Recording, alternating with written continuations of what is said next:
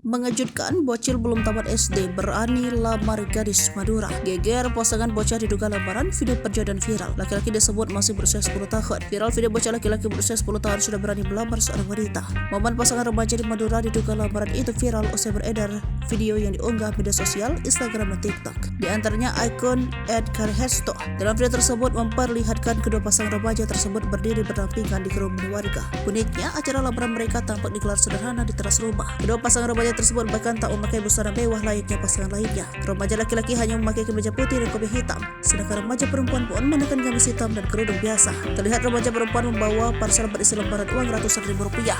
Kedua pasangan remaja tersebut hanya berdiri berdampingan. Mereka pun terlihat canggung satu sama lain saat di kerumunan warga. Terlihat seorang warga memberikan amplop putih kepada remaja perempuan tersebut. Dalam keterangan akun pengunggah tak disebutkan secara pasti acara yang menyandingkan dua pasangan remaja tersebut. Namun sejumlah warganet menduga pasangan remaja itu menggelar acara lamaran atau perjodohan. Diketahui acara pasangan remaja yang diduga lamaran tersebut terjadi di Sampang, Madura. Pengunggah juga menyebut kedua remaja tersebut masih ditanggung orang tua masing-masing. Kini video yang diduga lamaran pasangan remaja tersebut menyita perhatian warganet. Ada juga warganet menyebut acara lamaran atau pernikahan dini di Madura sudah terbiasa terjadi.